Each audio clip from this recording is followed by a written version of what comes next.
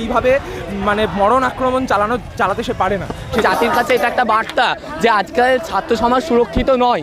আগের দিন যখন আমরা বেরিয়েছিলাম একাডেমির সামনে থেকে, মমতা সরকারের পুলিশ আমাদের উপর নৃশংস আক্রমণ করে, মহিলা কমরেডদের অসভ্য ভাষায় গালিগালাজ করে এবং তাদের গায়ে হাত তোলে এবং সেই আবারও দেখিয়ে দিয়েছে যে একটা স্বৈরতান্ত্রিক সরকার অন্য স্বৈরতান্ত্রিক সরকারের কাঁধে কাঁধ মিলিয়ে কিভাবে ছাত্রদের উপরে দমনপীড়ন চালাতে পারে।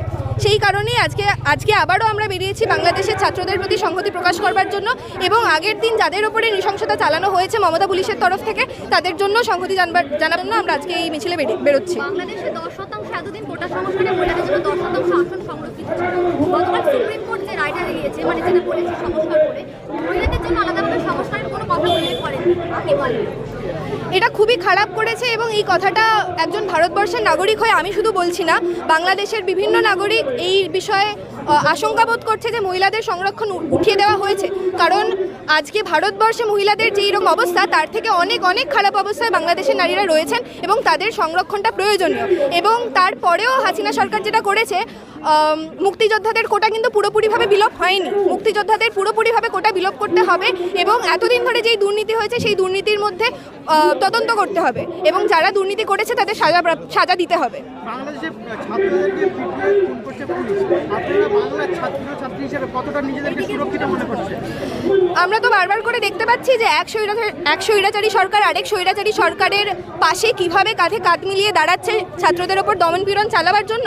সেই জায়গা থেকে আমরা বলবো যে প্রত্যেকটা স্বৈরাচারী দেশের সরকার একই রকমভাবে ছাত্রদের ওপরে নিপীড়ন চালিয়ে যাবে, এটাই প্রেসিডেন্ট সেট করতে চাইছে। তাই জন্য ছাত্রদের ছাত্রদের যা যা ক্ষমতা রয়েছে করবার বা যেরকমভাবে সংহতি জানাবার ক্ষমতা রয়েছে তারা যেন রাস্তায় নেমে সেই রকমভাবে নিজের মতো সংহতি জানায়। সরকার চুপ, আপনারা রাস্তায় নেমে কি বার্তা দিতে চাইছেন? আমরা এই চাইছি যে সরকার কথা না বললেও পশ্চিমবাংলার মানুষ এবং ভারতবর্ষের মানুষ বাংলাদেশের পক্ষে রয়েছে, বাংলাদেশের ছাত্রদের পক্ষে রয়েছে এবং তারা আওয়ামী সরকারের বিরুদ্ধে কথা বলবে এবং সমস্ত যে 10% মহিলাদের জন্য আসন সংরক্ষণ সেটা থাকছে না, কি বলছেন? এটা নিয়ে প্রথমত তো এটা অত্যন্ত অন্যায়। দ্বিতীয়ত যেটা বলার সেটা হচ্ছে এই দাবিটা কখনো সেখানকার আন্দোলনকারীরা করেনি।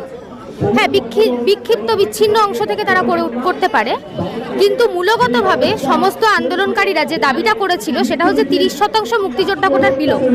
এর আগেও যখন 2017 সালে আন্দোলন হয়েছে তখনও বাংলাদেশের প্রধানমন্ত্রী শেখ হাসিনা তিনি সেখানকার সংসদ ভবনে দাঁড়িয়ে একটি উটকো মন্তব্য করে সমস্ত কোটা বিলোপ করে দিয়েছিলেন যে কোনো কোটাই আর থাকবে না। এবারও মনে হয় আন্দোলনকে ভেঙে দেওয়ার জন্যই এক প্রকার সুপ্রিম কোর্ট এরকম একটা রায় দিয়েছে। শুধু নারী কোটা বলে নয়, বাংলাদেশে 5% পাহাড়ি জনজাতির একটা কোটা ছিল। এই বিষয়টা কেউ লক্ষ্যও করছে না যে পাহাড়ি জনজাতির শান্তি বাহিনীর সাথে কিন্তু বাংলাদেশ সরকারের চুক্তি হয়েছিল ন্যূনতম 5% সংরক্ষণ দেওয়ার। এই যে নয়া যে রায় দিয়েছে বাংলাদেশের সুপ্রিম কোর্ট, সেই রায়ে কিন্তু এই চুক্তিটাকেও ব্রিচ করা হয়েছে এবং এটা একেবারেই সেটা বাংলাদেশের স্বৈরতান্ত্রিক স্বরূপের কারণেই হয়েছে। এতে আমার মনে হয় না আন্দোলনকারীদের কোনো দায় আছে। আন্দোলন ভেঙে দেওয়ার জন্যই সরকার এটা করেছে বলে মনে হচ্ছে। আমাদের ছাত্রছাত্রীরা যখন গেছিল প্রতিবাদ করতে শান্তিপূর্ণভাবে, তখন তাদের নির্মমভাবে অ্যারেস্ট করা হয়েছে।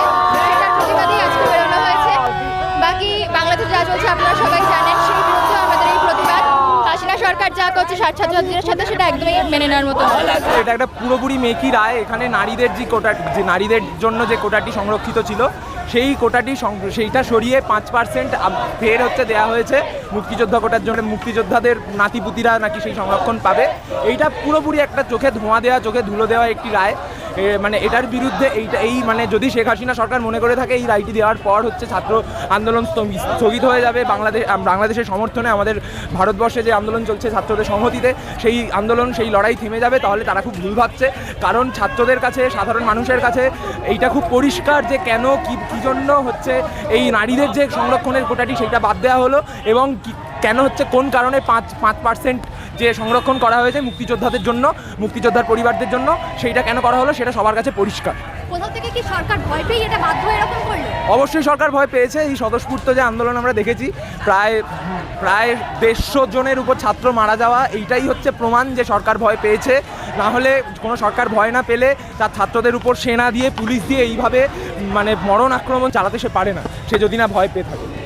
মঞ্চ থেকে মুখ্যমন্ত্রী বলেছেন যে যদি বাংলাদেশের কোনো শরণার্থী আমাদের পশ্চিমবঙ্গে এসে দরজায় টোকা দেয় অবশ্যই তাদের পাশে থাকবো, কিন্তু এটা নিয়ে কোনো রকম মানে বাংলাদেশ আমাদের পশ্চিমবঙ্গে যেন কোনোভাবে প্রভাবিত না করা হয়, কি বলবো? এখানে বেসিক্যালি যে আমাদের পাশের দেশ বাংলাদেশের শেখ হাসিনা সরকার, আমাদের এখানকার মমতা সরকারের মধ্যে কোনো পার্থক্য নেই।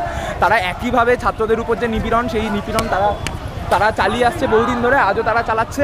আর কিছুদিন আগেই আমরা দেখেছি যে বাংলাদেশের যে 150 ছাত্র মারা গেছে, 150-র উপর ছাত্র মারা গেছে, সেটা এখন, এবং তার বিরুদ্ধে আজকের যে পশ্চিমবঙ্গের ছাত্ররা যে নিয়েছিল, সংহতি মিছিলের আয়োজন তারা করেছিল, সেই মিছিলের উপর নক্কারজনক আক্রমণ নামিয়ে আনে মমতার সরকার। অতএব মমতার সরকারের কাছ থেকে বাংলাদেশ নিয়ে মানে আমাদের ছাত্র সমাজ কোনো রকম কোনো কথা শুনতে চায় না।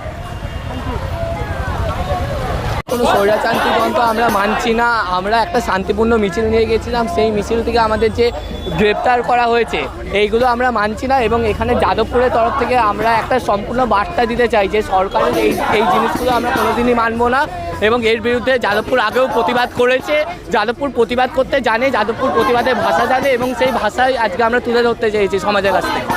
যে ছাত্রদেরকে পুলিশ খুন করছে, আপনারা বাংলা ছাত্র হিসেবে কতটা সুরক্ষিত মনে করছেন? প্রথম কথা, বাংলাদেশের ছাত্রের সঙ্গে এটা যেটা হচ্ছে এটা মানে কোনোভাবেই মানা যায় না। এবং শুধুমাত্র বাংলাদেশ আর আমাদের পশ্চিমবঙ্গ বলে নয়, সমগ্র জাতির কাছে এটা একটা বার্তা যে আজকাল ছাত্র সমাজ সুরক্ষিত নয়। সেই ছাত্র সমাজের সুরক্ষার্থে আমাদের এই মিছিল, আমরা চাই এই মিছিলের মাধ্যমে একটা ক্লিয়ার বার্তা যাক যে আমরা এগুলো কোনোভাবেই মানছি না। নাদিম হাজারি।